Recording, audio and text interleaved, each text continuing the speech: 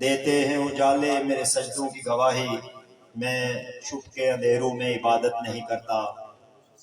انسان یہ سمجھیں کہ یہاں دفن خدا ہے، میں ایسے مزاروں کی زیارت نہیں کرتا۔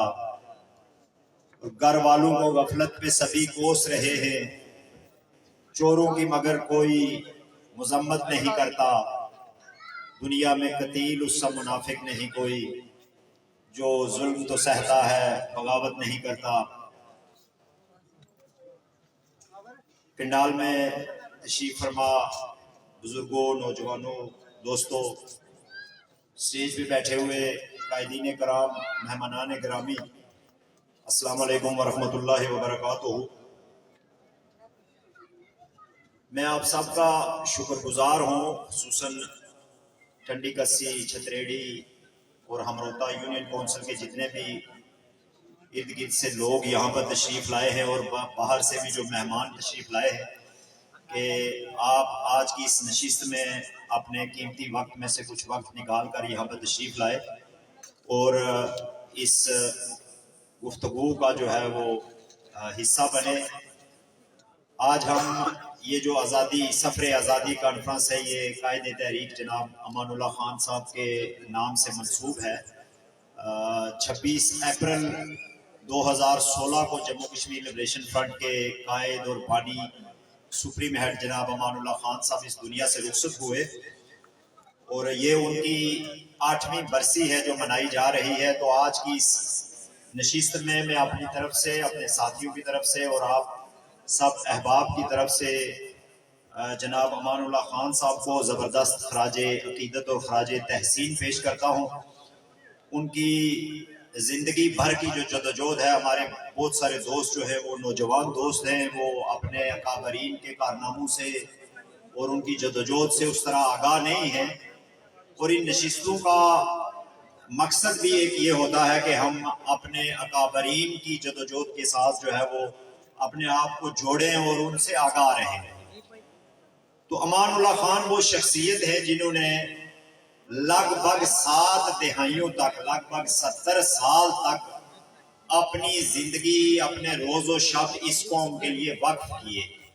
اپنا گھر بار چھوڑا، ان کی ایک ہی بیٹی تھی، اس کو بھی چھوڑا، اور آخر میں اس کو تحریک آزادی میں بہتری لانے کے لیے اس کو بھارتی مقبوضہ کشمیر کے اندر اس کا رشتہ کر کے تو اس کی رشتی وہاں پہ کی۔ تو ہماری آنکھوں کے سامنے ساری زندگی جو ہے وہ اس مفلوج اور مجبور اور محکوم قوم کی آزادی کے لیے دامے دل میں سکھنے وہ جدوجہد کرتے رہے۔ وہ ایک بہترین لکھاری تھے، ایک بہترین سفارتکار تھے، ایک بہترین لیڈر تھے اور ایک سٹیٹس مین تھے۔ ایک سٹیٹس مین میں اور ایک عام سیاسی رہنما میں فرق یہ ہوتا ہے کہ سیاسی رہنما اپنی سیاست کے لیے کام کرتا ہے، وہ اپنے حلقے کے لیے، اپنے اقتدار کے لیے، اپنی جماعت کے اقتدار کے لیے کام کرتا ہے، اور ایک سٹیٹس مین جو ہے وہ قومی رہنما ہوتا ہے۔ وہ تمام تر مفادات سے، تمام تر حاجات سے بالا تر ہو کر وہ اپنی قوم کے لیے جدوجہد کرتا ہے، اور یہ لوگ قوموں کی پہچان ہوتے ہیں۔ آج دنیا میں جتنی قومیں پہچانی جاتی ہیں وہ حلقے کے ایم ایل ایز یا لیڈروں یا وزیروں مشیروں کے نام سے نہیں پہچانی جاتی ہے، وہ اپنے ان اکابرین کے نام سے پہچانی جاتی ہے جنہوں نے بحثیت مجموعی قوم کے لیے کوئی کردار ادا کیا ہوتا ہے۔ اگر آپ پاکستان کا ذکر کرتے ہیں تو آپ محمد علی جناح کو پاکستان کا بانی اور پاکستان کا رہنما سمجھتے ہیں۔ کسی نواز شریف کو یا عمران خان کو یا بلاول کو یا کسی M L A P A minister کو وہ مقام آپ نہیں دے سکتے جو محمد علی جناح کو دیتے ہیں۔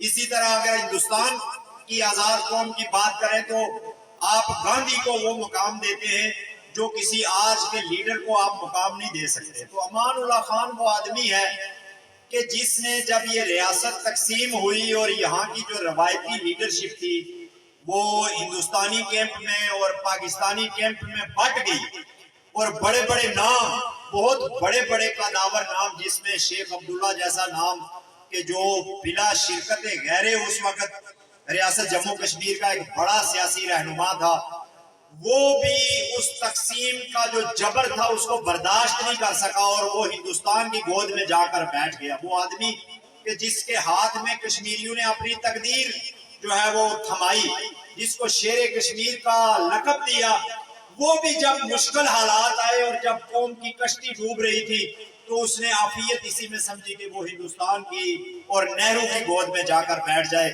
اور یہاں جو کوئی اس وقت چھوٹے چھوٹے لیڈر تھے، آج تو ان کے بڑے بڑے القابات ہیں، لیکن 47 میں کوئی اتنی بڑی صورتحال نہیں تھی۔ ابراہیم خان صاحب جن کو صدر بنایا گیا، وہ 28 سال ان کی عمر تھی اس وقت، 28 سال کے بچے ابھی لبریشن فرنٹ میں شامل ہوئے یہاں پر۔ تو وہ جو ہے انہوں نے عافیت اسی میں سمجھی کہ اس چھوٹے سے ٹکڑے کو لے کے تو وہ پاکستان کی گود میں بیٹھ جائے۔ تو ایسے حالات میں امان اللہ خان اور مقبول بٹ اور خالق انصاری اور ان کے جو ساتھی تھے اس پار سے یا اس پار سے، انہوں نے یہ فریضہ اٹھایا، قومی فریضہ جس کو کہتے ہیں۔ انہوں نے کہا کہ وہ اسمبلیوں کی سیاست نہیں کریں گے، وہ اقتدار کی سیاست نہیں کریں گے، بلکہ وہ قوم کی سیاست کریں گے، اور جس قوم کی 1000 سالہ تاریخ کو، جس کے جغرافیے کو، جس کی وحدت کو جو ہے وہ زبردستی پامال کیا گیا ہے، اس کی بحالی کے لیے لڑیں گے۔ تو امان اللہ خان ان سارے لیڈروں میں، اپنے سارے آزادی پسند ساتھیوں میں ایک بہت ہی نمایاں شخصیت کا حامل وہ شخص رہا ہے، اور اس نے ایسے ایسے اقدامات اٹھائے ہیں اس وطن کی آزادی کے لیے کہ جن کے ذریعے ہم اپنے آپ کو دنیا کی آزادی پسند تحریکوں کی صفوں میں نمایاں طور پر شمار کر سکتے ہیں۔ جیسے کہ اقوام متحدہ کے اجلاس کے اندر جو ہے وہاں اپنے ساتھیوں کے ساتھ جانا اور وہاں پر پمفلٹ تقسیم کرنا اور وہاں لوگوں کی توجہ حاصل کرنا، یا اس وقت جب دنیا میں کہیں بھی کشمیریوں کو رسائی نہیں تھی تو امریکہ کے پریس کلبوں میں، برطانیہ کے پریس کلبوں میں، اور برطانیہ کے پارلیمنٹ اور امریکہ کے پارلیمنٹ کے ممبران تک رسائی حاصل کرنا، وہاں اپنا مقدمہ پہنچانا، اس منحوس خونی لکیر پر 3 دفعہ بہت بڑے بڑے حملے کرنا، اپنے ساتھیوں کی لاشیں اٹھا کر لانا، اور پھر اس ریاست جموں کشمیر کے اندر جو آج بہت لوگ باتیں کرتے ہیں جی یہ بندوق سے یہ ہوگا اور فلاں سے یہ ہوگا، امان اللہ خان وہ پہلا آدمی ہے جس نے ہندوستان کے خلاف باقاعدہ سے مسلح جدوجہد کا آغاز کیا، اور جس کی کال پر 10 ہزاروں جو ہے نوجوان بھارتی مقبوضہ کشمیر سے یہاں پر آئے، اور یہاں سے نظریاتی اور دوسری تربیت حاصل کر کے انہوں نے جا کے واپس وہاں پر کیا۔ اور اس شخص نے ساری زندگی یہ کوشش کی کہ کشمیریوں کی یہ جتنے بھی لیڈرشپ ہے، سو کالڈ ہے یا جو جینول لیڈرشپ ہے، ان سب کو میں کسی طرح جو ہے وہ ایک پلیٹ فارم پہ لاؤں۔ یہ جو آج حریت کانفرنس کے نام سے یہ جو ایک کاروباری ادارہ بنا ہوا ہے، اس کی بھی بنیاد ڈالنے والے 1993 میں جب قوم کو ایک پلیٹ فارم پہ اکٹھا کرنے کی کوشش کی گئی مقبوضہ کشمیر، بھارتی مقبوضہ کشمیر کے اندر، تو اس کی بنیاد بھی امان اللہ خان نے رکھی۔ اور یہاں پر بھی اس طرح کے لبریشن الائنس اور حق خود ارادیت کمیٹی اور ایسے بہت سارے اقدامات ہیں، یعنی اس شخص کی پروفائل جو ہے وہ اتنی بڑی ہے کہ آج کا کوئی لیڈر، کوئی رہنما جو ہے وہ اس کا مقابلہ نہیں کر سکتا۔ وہ گلگت سے تعلق رکھتا تھا، ایک بہت ہی دور دراز علاقے استور سے وہ بندہ تعلق رکھتا تھا، وہاں سے اٹھ کے وہ سری نگر گیا پڑھنے کے لیے، وہاں سے جو ہے وہ کالج کے دور سے پھر واپس یہاں پر آیا، پھر یہاں سے انگلینڈ گیا، وہاں سے امریکہ گیا، وہاں سے مڈل ایسٹ گیا، اور پوری دنیا میں کشمیریوں کو منظم کیا، یعنی ریاست کی تمام اکائیوں میں اور اکائیوں سے باہر بیک وقت جدوجہد کرنے والا جو ہے وہ آدمی تھا۔ تو آج یہ جتنا بھی شعور ہے، یہ جتنے بھی نوجوان اس تنظیم میں شامل ہو رہے ہیں، اس بات پہ قائل ہو رہے ہیں کہ کشمیر کے مسئلے کا حل کیا ہے اور ہمارے حقوق کیا ہیں، اس کا کریڈٹ جو ہے وہ اس بابے کو جاتا ہے، اس کا کریڈٹ امان اللہ خان کو جاتا ہے۔ اور آج کے اس اجلاس سے ہم ان کو زبردست خراج عقیدت پیش کرتے ہیں۔ اور میرا آپ سے یہ میری التجا ہے آپ سے کہ اپنے بزرگوں کو کبھی نہ بھولیں، اور ایسے لیڈروں کو کبھی نہ بھولیں کہ جنہوں نے اپنی ساری زندگیاں جو ہے آپ کی آزادی کے اور آپ کے بہتر مستقبل کے خواب دیکھتے ہوئے گزاری۔ دوران تقریر امان صاحب تشریف لائے ہیں، شبیر صاحب بھی تشریف لائے ہیں، انجمن تاجران ضلع پونچھ کے صدر ہیں۔ میں آپ کو مبارکباد پیش کرتا ہوں، خراج تحسین پیش کرتا ہوں۔ آپ احباب کی جو جدوجہد ہے، آپ نوجوان ساتھی ہیں زیادہ تر جو جوائنٹ عوامی ایکشن کمیٹی میں ہیں، اور ان کے ساتھ ہماری انجمن تاجران اور سول سوسائٹی کے جو لوگ ہیں، آپ نے بھی صحیح معنوں میں اس دھرتی کے فرزند ہونے کا حق ادا کیا ہے۔ اور پہلی دفعہ 75 سالوں میں ریاست جموں کشمیر کے یہ اس حصے کے عوام کو جو ہے وہ کوئی امید کی کرن نظر آئی ہے، کوئی ایک تحریک، ایک جینون تحریک جو ہے وہ لوگوں کو نظر آئی ہے، جس کے پیچھے کوئی سیاسی مفادات نہیں ہے، جس کے پیچھے کوئی اسمبلی کا جوڑ توڑ نہیں ہے، کوئی عہدہ لینے کا چکر نہیں ہے۔ اور یہ وہ سارے لوگ جو شکوک و شبہات کا اظہار کرتے ہیں اس طرح کی تحریکوں کے اوپر، میں ان سے بھی یہ کہنا چاہتا ہوں کہ اگر یہ تحریک اپنے مفادات کے لیے ہوتی، اگر کسی کی نظر کسی عہدے پر ہوتی، کسی پیسے پر ہوتی، کسی اور مفاد پر ہوتی، تو یہ 1 سال ہو گیا ہے ان لوگوں کو چوکوں اور چوراہوں میں بیٹھے ہوئے اپنے خرچے، ذاتی خرچے پہ بھمبر سے لے کے تاؤ بٹ تک ہر روز جانا اور پہنچنا اور لوگوں کے حقوق کی بات کرنا۔ تو یہ کب کا جو ہے یہ معاملہ بکھر چکا ہوتا اگر یہ روایتی سیاست کے ہاتھ میں ہوتا، یا مداریوں کے ہاتھ میں ہوتا، یا نوسر بازوں کے ہاتھ میں ہوتا، تو آج یہ لوگ جو ہے یہاں اس یونین کونسل کے لوگ جو ہے آج یہاں کھڑے ہو کر انجمن تاجرہ کے صدر یہ نہ بتاتے آپ کو کہ یہاں پر جو بجلی کے بلوں کا بائیکاٹ ہے وہ 100% ہے اور یہاں سے ریونیو جو ہے وہ 0% ہے۔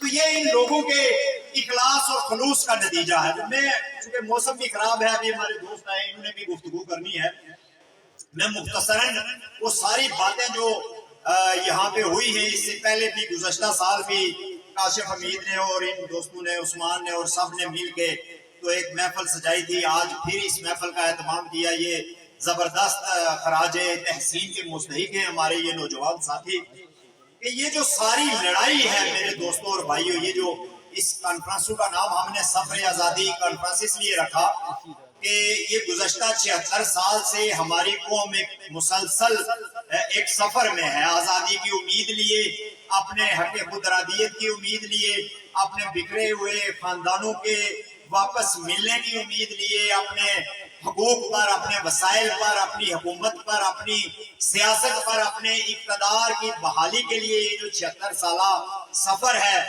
یہ بنیادی طور پہ آزادی کا سفر ہے۔ یہ جتنی چیزیں ہیں، یہ آپ کی بجلی، یہ آپ کے دریا، یہ آپ کے پانی، یہ آپ کا ٹورزم، یہ آپ کے جتنے بھی مسائل ہیں، حتیٰ کہ آپ کی یہ لولی لنگڑی اسمبلیاں، یہ ساری ان سب کی آزادی کی جو لڑائی ہے، یہ بنیادی طور پہ جموں کشمیر لبریشن فرنٹ کا منشور ہے۔ یعنی ریاست جموں کشمیر کی آزادی جو ہے وہ آپ کے حقوق کی ضمانت ہے۔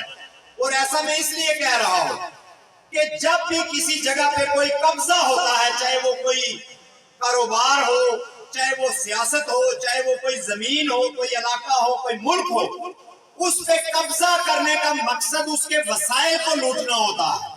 وہ قبضہ کسی ہمدردی کے تحت نہیں کیا جاتا، وہ آپ کی مدد کے لیے نہیں کیا جاتا ہے۔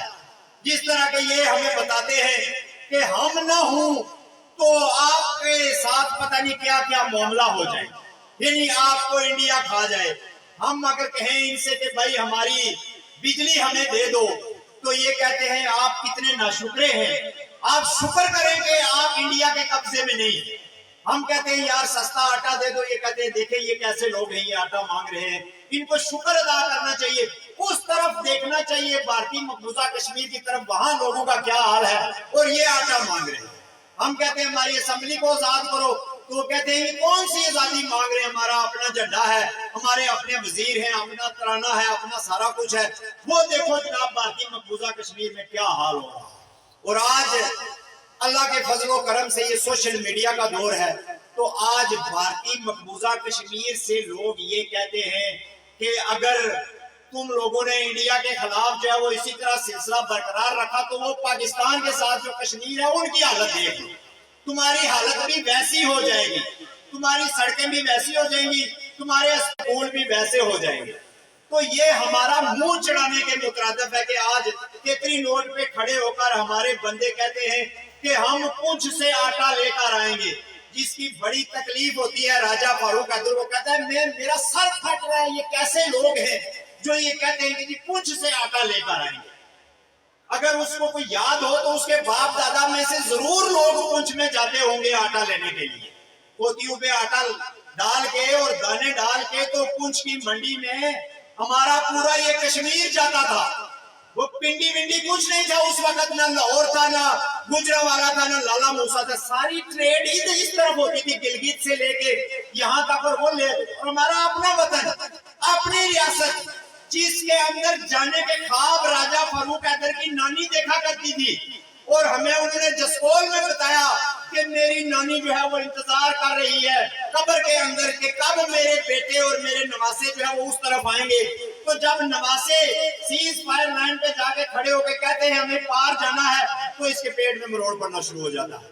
वो कहते हैं नहीं नहीं नहीं, हो ये बड़ी ज्यादती की बात है, ये पता नहीं कहाँ का एजेंडा और किस तरह का एजेंडा है। अभी यहाँ कोई कह रहा था कि इनसे हमने पूछा कि बिजली के रेट क्या है, तो एक दूसरे का मुंह देखने लगे। इनसे हमने पूछा कि कितनी बिजली पैदा होती है, तो ये सारे वजीर एक दूसरे से पूछने लगे कितनी पैदा होती है, कितनी पैदा होती है। आपने पिछले दिनों एक प्रोग्राम देखा होगा, एक फॉर्मर साहब एक सफीर है पाकिस्तान का, वो टॉक शो करता है। तो उसने 3 जमातों के सदरों को बुलाया, जिसमें पीपल्स पार्टी का सदर था और जिसमें नून लीग का सदर था और पीटीआई का सदर था। तीनों को आप जानते हैं जो इस वक्त सदूर है। तो उसने इनसे कहा कि जी मुझे बड़ी हैरानी हुई कि मैंने आपका आइन देखा एक्ट 74, उसमें कश्मीर के मामले पे हक खुदरादियत और अक़वाम मुत्तहिदा की करारदादों का कोई जिक्र नहीं है। तो ये कैसा आप जो बातें करते हैं कि हम अक़वाम मुत्तहिदा से वो करेंगे, हक खुदरादियत लेने के लिए वो करारदादों पे अमल दरामद करवाए, ये मुतालबे करते हैं आप सारे लोग। तो आपके तो आइन में ये मौजूद नहीं है कि आपको आजादी चाहिए या आपको कोई हक खुदरादियत चाहिए। तो इस बारे में आप क्या कहते हैं? तो एक साहब जो थे वो डायरेक्ट ही हो गए, उन्होंने कहा जी मुझे तो नहीं पता, मैंने पढ़ा नहीं, मैं देखूंगा। अब वो बंदा एक जमात का सदर है और वो हाउस का कस्टोडियन भी रह चुका है, यानी वो स्पीकर भी रह चुका है, वो कायम मकाम सदर भी रह चुका है, वो सीनियर वजीर भी रह चुका है। वो कहता है मैंने कोई नहीं पढ़ा है 74 कि इसमें कुछ लिखा हुआ है या नहीं लिखा हुआ। जब दूसरे से पूछा तो उसने कहा जी मैं भी देखूंगा, असल में मुझे भी तौफीक नहीं मिली जो है वो देखने की। और जब तीसरे की बारी आई तो उसने कहा 1931 में हमने ये किया था वो किया था। तो उसने कहा जी छोड़े 1931 को, जो मैं पूछ रहा हूँ आप वो बताएं कि आपने क्यों शामिल नहीं किया हुआ। तो उनके मुंह देखने वाले थे तीनों के, खुदा की कसम कि सब लोग देख रहे हैं। वो बड़ा अच्छा प्रोग्राम है, वो बासत या क्या नाम है उसका, स्पीकर का, डॉक्टर बासत का। तो ये इनकी हालत है कि इनको ये कोई पता नहीं है कि इनकी इस छोटी सी जो सल्तनत है इसमें क्या हो रहा है और यहाँ के वसाइल क्या है और यहाँ का जो है वो लोगों की डिमांड्स क्या है। अभी मैं कल की आपको बात बताता हूँ, ज्यादा दूर की बात नहीं, 1 साल से तहरीक चल रही है, लेकिन अभी कल ही इन्होंने 2-2 करोड़ रुपए की गाड़ियां, बिल्कुल अब मैं कहना नहीं चाहता वो बात, लेकिन थके हुए जो ऑफिसर हैं, जो महकमे हैं, जिनका कोई काम नहीं है, जिनको खुद पता नहीं कि उनको किस लिए बनाया गया है यहाँ पर, जो है वो किसी को कोई ओहदा दिया हुआ है, कोई डायरेक्टर बन गया है, कोई पता नहीं क्या बन गया है। 2-2 करोड़ रुपए की गाड़ियां कल इन्होंने उनको दी और वजीरों को 11-11 करोड़ रुपए की गाड़ियां उन्होंने दी हुई। वो कौम जो कहती है हम आजादी के लिए लड़ रहे हैं, हमारे बच्चे शहीद हो रहे हैं, हमारी बॉर्डर पर जो है हमारे सीज फायर लाइन पर गोलाबारी हो रही है, हमारे पास खाने के लिए आटा नहीं है, हमारे पास जो है वो बिजली अफोर्ड करने के पैसे नहीं है। उस कौम के 2-2 टके के जाहिल, गंवार और अनपढ़ और बदमाश, गुंडे, चोर, जानी, डाकू, एक भी इल्जाम अगर गलत हो तो मुझे चौक में सजा दीजिए, चौक में, और हम साबित कर सकते हैं ये। तो ये जो डाकू हैं ये 11-11 करोड़ रुपए की गाड़ियां अपनी बेगमों को और बच्चों को देके मरी और पीर चनासी और नीलम और इधर शहरों के लिए भेजते हैं। इनके लिए रेस्ट हाउसेज, इनके लिए गेस्ट हाउसेज, इनके लिए एमपीए हॉस्टल, इनके लिए कश्मीर हाउस, इनके लिए सब फ्री है, एवरीथिंग इज फ्री। इनका कोई लेना देना नहीं है। और वो अफसर जो हमें दफ्तरों में नहीं मिलते, जो अपना काम नहीं जानते, जो बाजार में सफाई नहीं करवा सकते, जो साफ खाने पीने की अशिया फराहम नहीं कर सकते, जो सेहतमंद जिस्म के लिए, सेहतमंद कौम के लिए जो है वो अस्पताल और 1 नंबर दवाई फराहम नहीं कर सकते, उनको 2-2 करोड़ रुपए की गाड़ियां देने का क्या तुक बनता है? जब आप वहां खड़े होकर रो रहे हैं, राजा फारूक हैदर जैसा गर्गिट जो है वो जब रंग बदलता है तो वो कहता है कि टैक्स नहीं देंगे तो हुकूमत कैसे चलेगी। ये कोई नए लोग आगे हैं, جو کہتے ہیں جی ٹیکس نہیں دیں گے. یہ نئے لوگ نہیں آئے ہیں. تمہاری عقل چرس پی پی کے خشک ہو گئی ہے. تمہیں پتہ نہیں ہے کہ کیا ہوتا ہے قوموں کے اندر. تمہیں یہ نہیں پتا کہ ٹیکس دینے کا مطلب کیا ہے. تمہیں یہ نہیں پتا حکومت کیا ہوتی ہے, حکومت کی ذمہ داریاں کیا ہوتی ہیں. تم جب وزیر اعظم تھے تو تم نے 6 کنال کا پلاٹ بہار کے اندر پیسے لے کر, گورنمنٹ کے پیسے خرچ کر کے وہاں ایک بہت بڑا سفید محل بنایا. کیا وہ کس لوگوں کی نظروں سے چھپا ہوا ہے کہ تم جو ہے وہ کیا گل کھلاتے رہے ہو؟ تمہارا کاروبار کیا ہے؟ تم کیا کرتے ہو؟ کون سا بزنس ہے تمہارا؟ تمہارے بچوں کا کون سا بزنس ہے؟ تمہارے باپ کا کیا بزنس تھا؟ وہ بتاؤ نا قوم کے سامنے. ذرا ریکارڈ میں لاؤ. ذرا فہیم ربانی کا بزنس بتاؤ, ذرا فاروق طاہر کا بزنس بتاؤ کہ کیا بزنس ہے ان کے. انہوں نے یہ محلات جو ہے, یہ 6 گاڑیاں ایک ایک ایم ایل اے کے گھر کے باہر کھڑی ہوتی ہیں. جائے آپ فاروق طاہر کے بعد ابھی کچھ بھی ہوتا نہیں ہے شاید, ابھی بھی 4 گاڑیاں نیچے جو ہے وہ ڈب میں کھڑی ہوں گی, اور پورے جنگل جو ہے ان کے کاٹ کے ان کی گیلیاں وہاں پہ پڑی ہوئی. کیا گزرتے ہوئے ہمیں نظر نہیں آتا ہے؟ اور تم باتیں کرتے ہو جی ٹیکس نہیں دیں گے. ٹیکس دیتی ہے ہماری جوتی, بل دیتی ہے ہماری جوتی. جوتی بل دے گی انشاءاللہ تعالیٰ. کوئی بل نہیں ہے آپ بجلی کا, کوئی کسی قسم کا بل نہیں دیں گے. دیں گے یا نہیں دیں گے بتائیں ذرا آپ, ہاتھ کھڑے کریں. کیا بل بنتا ہے 6000 میگا واٹ بجلی پیدا کر کے, ڈیم بنا کے جگہ جگہ نیلم سے لے کے تو بھیمر تک جو ہے وہ 1 درجن سے زیادہ جگہوں پہ دریا روک کے ڈیم بنائے ہیں. نہ پانی کا قطرہ, نہ بجلی. اور اس میں سے 400 میگا واٹ اگر ہم بجلی مانگے تو ہم انڈیا کے ایجنٹ ہو جاتے ہیں, ہم مودی کے ایجنٹ ہو جاتے ہیں. اور یہ 2 خرب اور 40 ارب روپیہ ڈکار جائیں, یہ پوری کی پوری ریاست کو بیچ دیں, یہ اس پہ بار لگوا دیں, یہ جو ہے وہ اندرون خانہ معاہدے کر لیں, یہ باشندے ریاست اور سرٹیفکیٹ پاکستانیوں کو ایشو کریں, یہ لیز میں زمینیں, یہ سیاحتی مراکز پاکستانیوں کو اور فوجیوں کو دیں, ان کی حکومتیں فوج بنائیں, ان کی جو ہے وہ سلیکشن ایجنسیاں کریں, اور یہ محب وطن. اور ہم جو ہیں وہ غدار ہو گئے. اس لیے یہ باتیں اب کھل کے کرنے کی ہیں. ایک وقت ہوتا ہے, ہر چیز کا ایک وقت ہوتا ہے. پیغمبر اسلام جب اسلام لے کر آئے تو انہوں نے اسلام کی نرم جو چیزیں تھی, جو آسان چیزیں تھی, وہ لوگوں کے سامنے رکھی کہ آپ نے یہ کرنا ہے, آپ نے یہ کرنا ہے, آپ نے یہ کرنا ہے. لیکن جیسے جیسے معاملہ آگے بڑھتا گیا تو وہ ساری قوم کو ایک ڈسپلن میں لاتے گئے. انہوں نے کہا یہ چیز پہ پابندی ہے, یہاں پہ پابندی ہے, یہاں پہ پابندی ہے, اس پہ بولنا ہے. تو بتدریج جو ہے وہ چیزیں آہستہ آہستہ انہوں نے اپنی امت تک پہنچائی, اپنے لوگوں تک پہنچائی, اور پھر ایک نظام نافذ ہوا. تو ایک وقت تھا کہ جب ہم یہ کہتے تھے اچھا جی ان کو سمجھاتے ہیں, ان سے گفتگو کرتے ہیں. لیکن اب یہ گفتگو کا وقت نہیں ہے. اب 2 قافلے بن گئے ہیں, جو چوروں کے ساتھ ہے, جو ڈاکوؤں کے ساتھ ہے, جو یزید کے پتروں کے ساتھ ہے, وہ ایک طرف کھڑا ہو جائے گا, اور جو حسینی قافلے کے ساتھ ہے, جو عوام کے ساتھ ہے, جو انسانوں کے ساتھ ہے, وہ ایک طرف کھڑا ہو جائے گا. اب درمیان والی کوئی جگہ باقی نہیں بچی ہے, کسی درمیانی جنس کی کوئی گنجائش نہیں ہے. اب ہم ایک ایسے سٹیج پہ آگے گئے ہیں کہ جو بھی درمیان میں کھڑا ہوگا وہ بدترین منافق ہوگا. اس کو یا اس طرف کھڑا ہونا ہے یا اس طرف کھڑا ہونا ہے.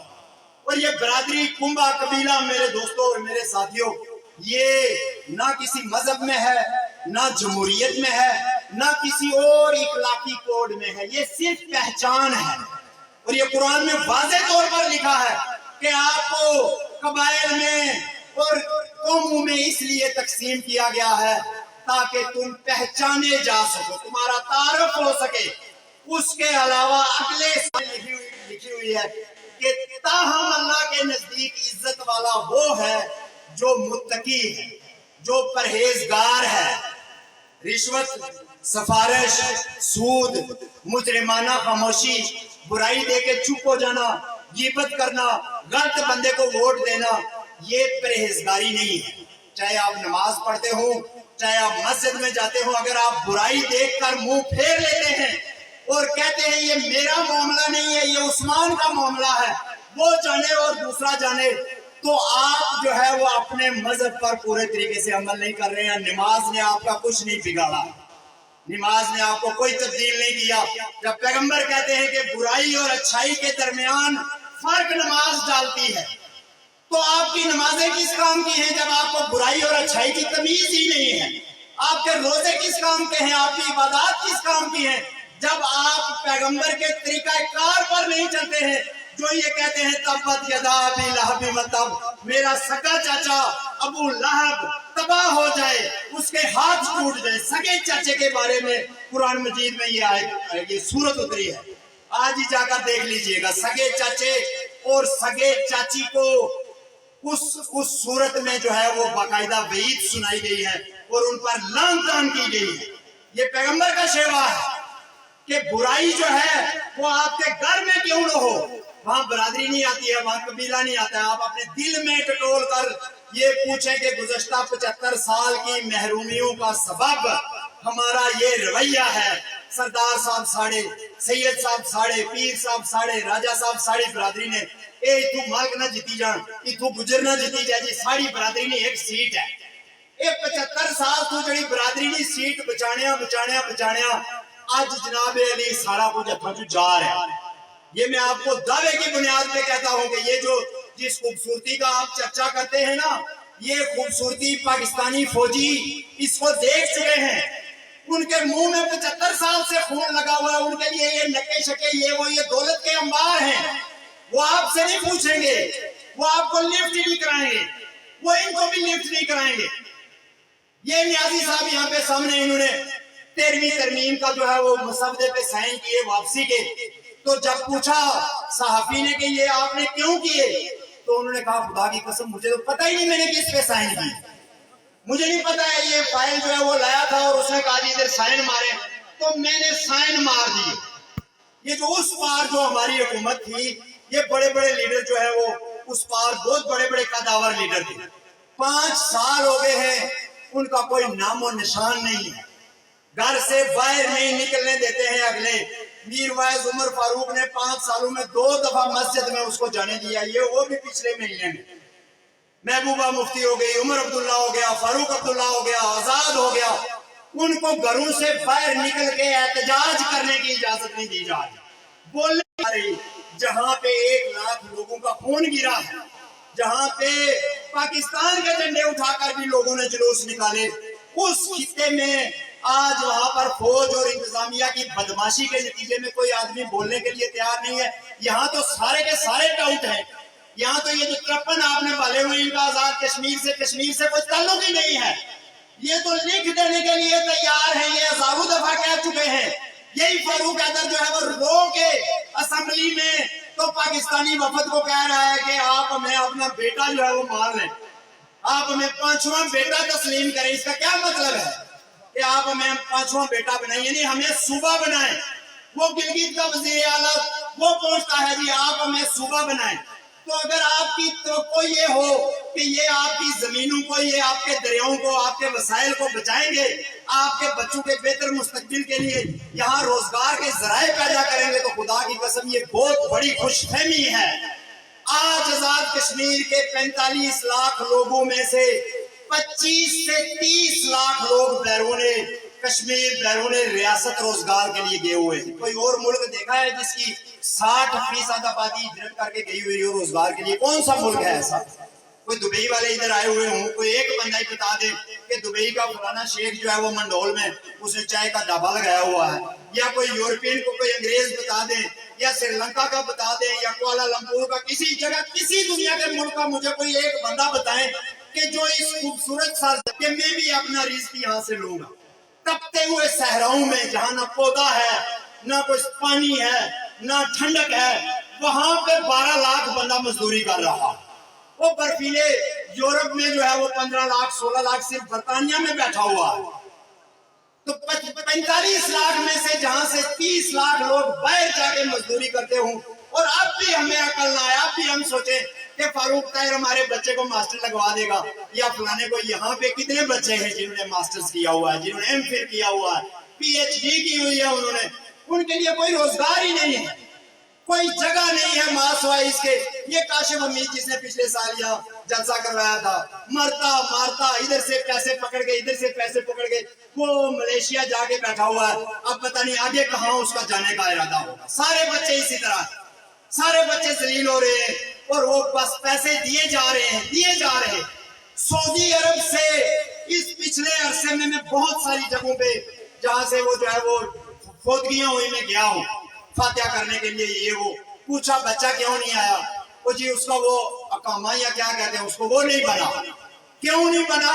سال کی 12,000 ریال جو ہے وہ اس کی فیس ہے، اب وہ 12,000 ریال کہاں سے لائے گا کہ اپنا اقامہ جو ہے وہ رینیو کروائے گا، اس کی تجدید کروائے گا، تو وہ وہی زائد المیعاد اقامہ جیب میں ڈال کے چھپ کے مزدوری کرتے رہتے ہیں کہ چلیں یار کوئی سال 6 مہینے اور گزر جائے، اور اپنی ماں اور اپنے باپ کے جنازے پہ وہ نہیں آ سکتے۔ یہ تحفہ انہوں نے ہمیں دیا، 60 سال 40 سال لوگ مزدوریاں کرنے کے بعد بوڑھے ہو کر جب نہ گاؤں میں کوئی پہچانتا ہے، نہ بچے جانتے ہیں، نہ اپنی اولاد سے جو ہے وہ اس طرح کی واقفیت ہو جاتی ہے، ہمارے لوگ 2 بیگ اور 1 پرنا اٹھائے ہوئے جو ہے وہ واپس آ جاتے ہیں اور باندھ کے پھرتے ہیں، پتہ چلتا ہے یہ دبئی رہا۔ یہ انہوں نے ہمیں 75 سال میں دیا ہے، تو یہ لڑائی جو ہے یہ ساری کی ساری یہ ہم سب کی مشترکہ لڑائی ہے۔ میرا ذاتی طور پہ اس میں کوئی فائدہ نہیں، نہ شبیر صاحب کا، نہ شکیل صاحب کا، کسی کا کوئی ذاتی فائدہ نہیں ہے۔ با خدا آپ کے جلسے میں آنے کے لیے بھی پہلے 1 دن 2 دن سوچتے ہیں کہ 2,000-3,000 روپے کا 4,000 روپے کا ڈیزل کیسے پورا کریں گے، ساتھیوں کے جیبوں سے نکالتے ہیں 100-200 روپیہ، انہی بچوں سے لیتے ہیں جو باہر بیچارے مزدوریاں کرنے کے لیے جا رہے ہیں۔ وہ بچے ان کو الیکشن بھی لڑائیں، وہ بچے آزادی کی تحریک کو بھی فنڈ دیں، وہ بچے اپنے گھر کو بھی پالیں، وہ کیا کیا کریں گے، وہ کیسے جو ہے وہ لڑائی لڑیں گے؟ اس لیے ہمیں ہم جو پیچھے ہیں، جو ان کے بھیجے ہوئے پیسوں پہ یہاں پہ مہنگا آٹا بھی خرید لیتے ہیں اور مہنگا بل بھی دے لیتے ہیں، مجھے افسوس ہوتا ہے بعض لوگ اب بھی یہ کہتے ہیں وہ جی بل اتنے بڑھ گئے ہیں اب کیا ہوگا، یعنی یقین ہی نہیں ہے۔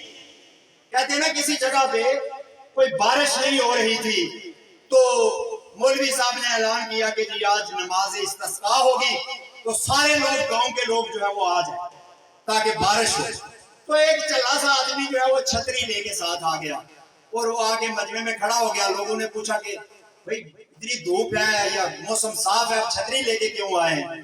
تو اس نے کہا یار یہ نماز ہوگی تو مجھے تو یقین ہے کہ اس کے بعد بارش ہو جائے گی، تو میں تو اس لیے اپنی حفاظت کے لیے یہ چھتری لے کر آیا ہوں۔ یعنی اس کا یہ ایمان تھا، اس کو یقین تھا کہ یہ کام جو ہے وہ یہ اللہ تعالیٰ ہماری آواز سنے گا۔ 1 سال ہو گیا ہے لوگوں کو جو ہے وہ لڑتے ہوئے، ابھی بھی یقین نہیں ہے، ابھی بھی پوچھتے ہیں بل بڑھ گئے ہیں، بل بڑھ گئے ہیں۔ جب یہ تحریک شروع ہوئی تھی، پہلا ہم نے کانفرنس کروائی تتا پانی میں، تو میں نے لوگوں سے کہا، دوستوں سے کہا کہ یہ کوئی بہت بڑا مسئلہ نہیں ہے، مسئلہ ہے آٹا سستا ہونا، مسئلہ ہے 2 نمبر جو مال اشیاء یہاں پہ فروخت کی جاتی ہیں مہنگے داموں ان کو روکنا، مسئلہ ہے اشرافیہ کی مراعات کا خاتمہ، مسئلہ ہے پاکستان کے ناجائز ٹیکسز، بجلی کوئی مسئلہ نہیں ہے۔ پوچھنے لگے جی کیوں بجلی مسئلہ نہیں ہے؟ میں نے کہا آپ بل دینا چھوڑ دیں، بجلی فری ہے، آپ نہ بل دیں، کوئی زبردستی نہیں لے سکتا۔ 1 سال میں کسی نے زبردستی لیا ہے؟ تو یہ والا پوائنٹ تو ہے ہی آپ کے ہاتھ میں، یہ کسی ایکشن کمیٹی کے ہاتھ میں نہیں ہے، کسی لیڈر کے ہاتھ میں نہیں۔ ایکشن کمیٹی آپ کو بولے بھی کہ بل جمع کروائیں گے، پھر بھی نہ جمع کروائیں تو بجلی فری ہے، کوئی نہیں کاٹ سکتا ہے، کسی کی جرت نہیں ہے کہ لیکن اگر آپ خود ہی تیار ہیں پیسے دینے کے لیے تو پھر تو یہ وہی مثال ہو گئی کہ جوتے مارنے والے بندوں کی تعداد میں اضافہ کریں گے، ہمارا وقت ضائع ہوتا ہے۔ ایک بندہ کھڑا ہے پل پہ، وہ سب کو جوتے مار رہا ہے تو ٹائم لگتا ہے، یہاں 10 بندے کھڑے کر دیں۔ تو ہمارے لیڈروں کی جو مجموعی جو کاوشیں اور کوششیں ہیں وہ یہی ہیں، اور اگر جو سہولت ہے وہ بھی یہی ہے کہ کشمیریوں کو جوتے مارنے کے لیے بندے زیادہ ہونے چاہیے، اسی لیے انہوں نے وزیر زیادہ رکھے ہوئے۔ آپ کو پتا ہونا چاہیے، آپ کی معلومات کے لیے، پرائمری کا علیحدہ وزیر ہے، ہائر ایجوکیشن جس کو یہ BA MA سے اوپر کیا اس کا علیحدہ وزیر ہے، کمپیوٹر سکھانے والی ایجوکیشن کا علیحدہ وزیر ہے، اور یہ جو مستری مزدور بنانے والی ایجوکیشن، ٹیکنیکل ایجوکیشن جو ہے اس کا علیحدہ وزیر، یعنی تعلیم کے 4 وزیر۔ آپ اس سے اندازہ لگا رہے ہیں۔ ایک محکمہ ہوتا تھا، محکمہ امور حیوانات و زراعت و امداد بامی، اس کا ایک وزیر ہوتا تھا، آج اس کے 3 وزیر ہیں، زراعت کا علیحدہ، ڈنگروں کا علیحدہ اور امداد بامی کا علیحدہ۔ یعنی رٹھوا ریام پل ہے، پل जो 15 साल से नहीं बन रहा। मीरपुर मंगला डैम के ऊपर जब इसकी अपरेजिंग हुई थी तो वो प्रोजेक्ट एक दिया था, उसके नतीजे में कि चलें जी मीरपुर से इस्लामगढ़ जो है ये पुल बनाएंगे। 15 साल से उसके दरमियान एक पिलर नहीं पड़ा, आपने फोटो देखे होंगे। उसका भी एक मशीर, यानी मशीर का मतलब वजीर, उसका भी एक मशीर है। यानी कोई बंदा इस वक्त असेंबली में नहीं है जो या वजीर ना हो या मशीर ना हो या किसी कमेटी का मेंबर ना हो। पोजीशन लीडर है वो भी वजीर के बराबर होता है, उसकी भी मराद और उसका भी सारा कुछ। और बारी बारी इन सब ने वजीर आजम बनना है, इसलिए बनना है कि 7 लाख रुपया पेंशन, 4 मुलाजम, 400 लीटर पेट्रोल, सारी उम्र के लिए बिजली फ्री, सारी उम्र के लिए मियाँ बीवी के क्याम ताम की सहूलतें कश्मीर हाउस में और MLA हॉस्टल में और पूरे के पूरे रेस्ट हाउसेज आजाद कश्मीर में फ्री। तो हर आदमी ये चाहता है अब कि वो वजीर आजम बने और बेशक महीने के बाद वो फारग हो जाए, लेकिन उसकी और उसके बच्चों की जिंदगी के लिए ये भी दुनिया का वाहिद ये खिता है, ये मुल्क शुल्क नहीं है और ना ये कोई तस्लीम शुदा हुकूमत है कि जहाँ पे MLA की भी पेंशन है, वजीरों की भी पेंशन है, वजीर आजम की भी पेंशन है और ये जज वज जो ये लगाते हैं इनकी भी पेंशनें आप देख के आप हैरान हो जाएंगे। आप अगर डॉक्यूमेंट निकलवाएं तो आप परेशान हो जाएंगे कि एक जज की कितनी कितनी जो है वो पेंशन है सिर्फ, और वो एक ऐसे खिते में कि जहां ना रोजगार है, ना तालीम है, ना इलाज है। अड्डी टूट जाए तो जनाब बेड़ा गर्क हो जाता है। तो इसलिए मेरे भाइयों और दोस्तों ये आपका हक है, ये कोई रियायत नहीं है। ये जो कोई आपको कोई रोड का टुकड़ा देता है या स्कूल देता है वो अपनी जेब से नहीं देता है। ये मैं आपको, ये आपके पैसे हैं, ये आपका बजट है, आपका चुआनी जो आपने इकट्ठा करके तो 2 खरब रुपया बनाते हैं, वो पैसे आपको लौटाने के लिए आते हैं और उसमें से आधे से ज्यादा खा जाते हैं। तो एहसानमंद तो फहीम रब्बानी को और फारूक ताहिर को आपका होना चाहिए कि आपकी सड़कों और आपके स्कूलों से उनके घर बने हैं, उनके बच्चे पढ़े हैं और वो याशी कर रहे हैं। ऐसा शुक्रिया तो आपका अदा होना चाहिए, ना चाहिए कि आप उनका शुक्रिया अदा करेंगे। बड़ा उन्होंने तीर मार दिया है और ये कर दिया और वो कर दिया। कोटली में, मैं कोटली में रहता हूँ, मैं आपसे ज्यादा टैक्स नहीं देता हूँ, वही टैक्स जो आप देते हैं मैं देता हूँ। मेरे पास DHQ अस्पताल है, मेरे पास जो है वो पुलिस स्टेशन अच्छा है, मेरे पास सफाई का इंतजाम निस्बतन बेहतर है, मेरे पास अच्छा बाजार है, अच्छी सहूलत है, अच्छे स्कूल है। यहाँ के बंदे के पास क्या है? क्या वो शहरी नहीं है? क्या वो जो है वो टैक्स नहीं देता है? क्या वो निचले दर्जे का शहरी है? वो देहात में रहता है, इसलिए यहाँ की औरत जो है उसको भी जलील होना है, यहाँ के बच्चे को भी जलील होना है, यहाँ के मर्द को भी जलील होना है। ये कौन सा कानून है? दुनिया के किस मुल्क में ये कानून चलते हैं जो यहाँ पे चल रहे हैं? तो इसलिए ये जो तहरीक है सारी आजादी की तहरीक, इसका मतलब ही ये है कि आवाम को उनकी जरूरियात जिंदगी समेत उनके जीने का हक, उनके जिंदा रहने का हक, उनकी हक मिल्कियत जो उनके अपने इलाके पर है और अपने इलाके पर हुकूमत करने का हक ये उनको मिलना चाहिए। ये जो हुकूमत है ये आपने नहीं बनाई है, ना आप बना सकते हैं, ना आपके इख्तियार में है। ये सबको पता है। जब ये चौधरी अनवारुल हक वजीर आजम बना तो राजा फारूक हैदर से पूछा, हाँ जी आज क्या होगा, आज इधर वोट डालेंगे तो कौन बनेगा? तो उसने कहा जी कि ये नई खबर आई है, अनवारुल हक हमारा भाई है। तो 53 में से 5 गैरहाजिर थे, जो 48 हाजिर थे उन सब ने अनवारुल हक को वोट दिया। ना वो पीपल पार्टी का है, ना नून लीग का, ना मुस्लिम कॉन्फ्रेंस का, ना जमात इस्लामी का, ना PTI का। वो PTI भी छोड़ चुका, किसी जमात का नहीं है, लेकिन वो वजीर आजम है। उसकी जमात 3 जर्नैल हैं जो उसके कजन हैं, उसके भाई हैं। इसलिए वो कल भी धमकियां दे रहा था, मैं देखता हूँ कौन जो है वो मुझे हटाता है और कौन ये करता है, और मैं इंडिया के पता नहीं MITU का और इंडिया के एजेंटों का सर कुचल दूंगा। अब इनसे कोई ये पूछे, ये रोज ये मुंह खोलते हैं, ये बकवास करते हैं इस तरह के, कि कौन है यहाँ पर जिसका तुम सर कुचलना चाहते हो? कौन है इंडिया का एजेंट? अगर मैं हूँ इंडिया का एजेंट तो ये तुम्हारी जो अदालतें हैं, ये तुम्हारा जो कानून है, ये मुझे पकड़ता क्यों नहीं है? ये वो सारी चीजें सामने लेकर क्यों नहीं आता पब्लिक के सामने कि ये जनाब अली, ये देखें जी, ये नेशनलिस्ट, ये डॉक्टर तौकीर, ये दूसरे तीसरे, ये इंडिया से पैसे ले रहे हैं। अगर इनके कच्चे चट्टे खोलेंगे आप दुबई में जाए, मैं दावे से आपको कहता हूँ ان میں سے آدھوں کے انڈیا کے لوگوں کے ساتھ جو ہے وہ بزنس ہوں گے، آدھوں سے زیادہ کے جو ہے وہ انڈیا کے لوگوں کے ساتھ دبئی میں کاروبار ہوں گے. ہمارا تو کوئی کاروبار نہیں ہے، ہم تو کوئی کام ہی نہیں کرتے ہیں، ہم تو بس یہی کچھ کرتے ہیں جو کر رہے ہیں. کام تو تم کرتے ہو. نیلم ویلی میں ٹوریزم کھولا جی، ٹوریزم کھلے گا. کاؤ گڑھ سے جائیں اور یہاں تک آ جائیں، تمام سیکٹری، تمام ایم ایل اے، تمام منسٹر، جنگلات کی زمینیں خالصہ سرکار شاملات، ان پہ ان کے گیسٹ ہاؤس بنے ہوئے ہیں. جو بچی وہ فوجیوں اور ایجنسیوں کے بن گئے. یہ ان کی حکومت ہے اور یہ ان کے کام ہے. کوئی بھی بزنس، کوئی بھی چیز، یہ باہر کے لوگ یہاں پہ کیوں نہیں آتے ہیں انویسٹمنٹ کرنے کے لیے؟ میں آپ کو بتاؤں، لمبی ہو رہی ہے بات. یہ چھوٹا سا ایک پروجیکٹ لگا یہاں پہ کوٹلی میں، ہائیڈرو پاور پروجیکٹ جو 100 میگا واٹ کا، جس کو انہوں نے ظاہر کیا. وہاں جو انچارج تھا ایک سیکشن کا، وہ میرا کلاس فیلو تھا یونیورسٹی کا، گلگت کا لڑکا تھا. اس نے ایک دن مجھے بلایا اور اس نے کہا یار آپ، یہ بہت ہی بری صورتحال ہے. تو میں نے اسے کہا کیسے؟ تو اس نے کہا جی میں مظفر آباد سے لے کے اس سارے پروجیکٹ میں وزیر اعظم سے لے کے آپ کی جو ضلع کا ڈی سی ہے اس تک میں ملتا ہوں اور میں جاتا ہوں، اور ہر آدمی کی ایک ہی ڈیمانڈ ہے، ہر آدمی کی ایک ڈیمانڈ ہے. اس نے کہا جب یہ پروجیکٹ جو ہے یہ کینسل کر دیا بین الاقوامی مالیاتی فنڈ نے کہ نہیں بن سکتا دریائے پونچھ پہ، اس لیے کہ یہ نیشنل پارک ہے، یہاں پہ 2-3 مچھلیاں ہیں جن کی نسل کو خطرہ ہے.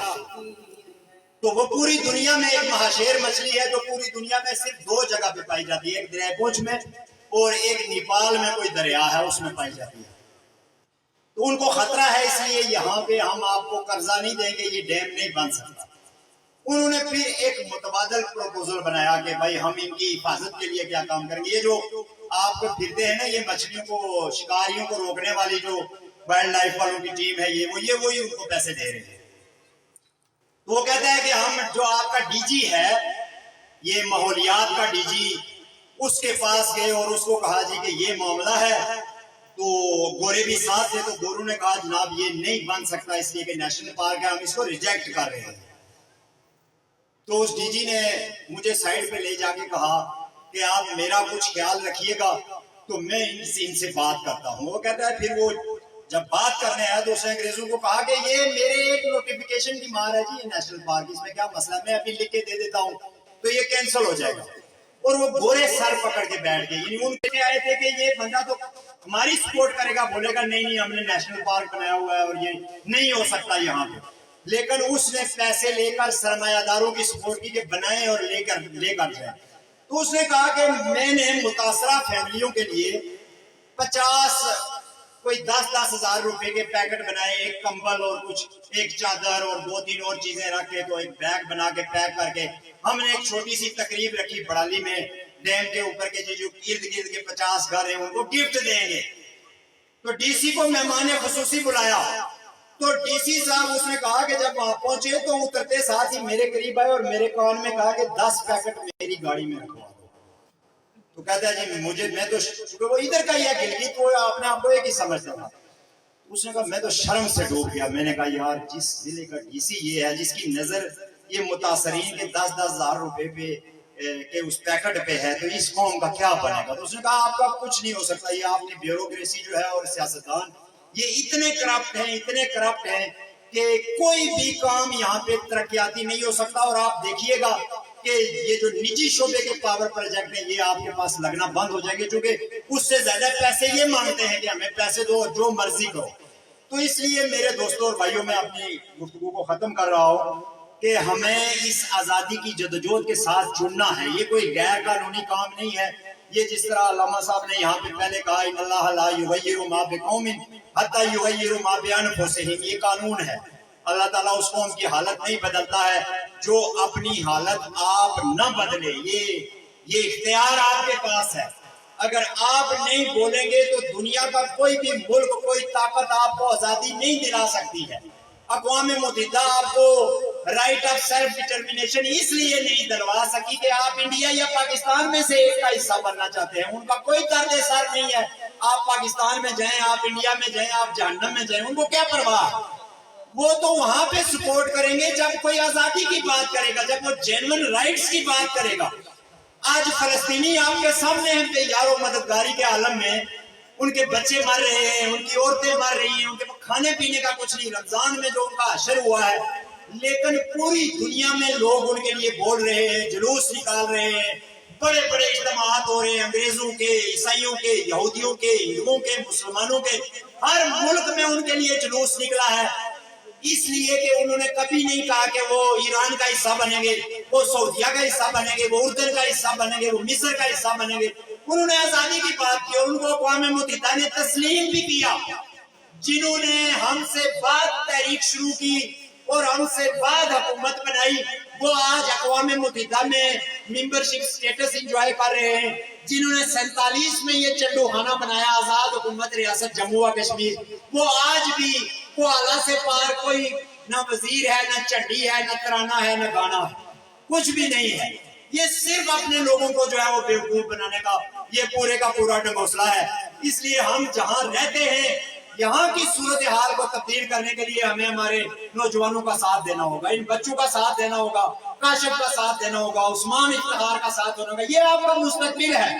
جو ہمارے بوڑھے ہیں وہ زندگیاں گزار چکے ہیں, مشکل حالات میں اب ان کو خراج تحسین پیش کرتے. یہ علاقے رہنے کے قابل نہیں تھے, یہاں پہ نہ سڑک تھی, نہ رستہ تھا, نہ سیکیورٹی تھی, نہ شہر تھے, نہ بازار تھے. ہزاروں سالوں میں ہمارے بزرگوں نے محنت کر کے ان کو آباد کرایا. آج جب ان کی شکل و صورت تھوڑی کھل کر سامنے آئی ہے تو آج جو ہے وہ یہ فوج کی شکل میں, ایجنسیوں کی شکل میں اور پاکستانی بدماشوں کی شکل میں اور ان کے ایجنٹوں کی شکل میں یہاں لوٹنے کے لیے لوگ پہنچے ہوئے ہیں اور آپ کے بچوں کو یہاں سے دھکیل رہے ہیں, آپ باہر جاؤ, آپ باہر جاؤ, آپ باہر جاؤ. تو اس لیے ان بچوں کا ساتھ ہمارا مستقبل محفوظ ہو, ہم ایک آزاد فضا میں رہیں, ایک آزاد ملک میں رہیں, اپنی مرضی سے رہیں, اپنے وسائل کو استعمال کریں. اللہ کی قسم یہ اتنی امیر ریاست ہے, اتنی امیر ریاست ہے کہ یہ تو آج سے 400 سال پہلے بھی لوگ فخر کرتے تھے اس ریاست پر کہ اس میں اتنے خزانے ہیں, اتنی خوبصورتی ہے, اتنا پوٹینشل ہے. تو یہ ہمیں ہمارے بچوں کو اگر آج نہیں پال رہی تو اس میں قصور ہمارا اپنا ہے کہ ہم درست جگہ پہ کھڑے نہیں ہوئے ہیں. آزادی کی بات کرنی ہے, اپنے حق کی بات کرنی ہے. کوئی انڈیا پاکستان یہ وہ اس کے ساتھ جائیں گے, اس کے ساتھ جائیں گے, ہم فیصلہ کریں گے. ہم کیوں فیصلہ کریں گے؟ مجھے کوئی میرے گھر میں آ کے جو ہے وہ بولے کہ تم فیصلہ کرو تو تم جو ہے وہ چاچے میر کو کے ساتھ علاق کرو گے یا شریف کے ساتھ علاق کرو گے, تو میں اس سے پوچھوں گا نا, گھر میرا ہے, زمین میری, بیڑا میرا, تو تم کون ہو مجھے کہنے والے کہ میں فلاں کے ساتھ جاؤں یا فلاں کے ساتھ جاؤں؟ میں تو اپنے گھر میں رہوں گا. تو یہی ہمارا کیس ہے, یہ سیدھا سیدھا کیس ہے. ہماری زمین ہے, ہمارا گھر ہے, ہمیں آزادی چاہیے. 47 میں انہوں نے زبردستی قبضہ کیا ہوا ہے. ان دونوں ملکوں کو یہاں سے نکال کر ہی اس خطے میں امن ہو سکتا ہے, ہمارے بچوں کا مستقبل بہتر ہو سکتا ہے اور یہاں سے دہشت گردی کا, غربت کا اور افلاس کا خاتمہ ہو سکتا ہے. یہی وہ نظریہ ہے جو امان اللہ خان نے آپ کے سامنے رکھا, جو لبریشن فرنٹ آپ کے سامنے رکھ رہا ہے. یہ آپ کا اپنا نظریہ ہے, اس کو گلے لگانا یا اس کو دھتکارنا یہ اب آپ کے ہاتھوں میں ہے. بہت بہت شکریہ.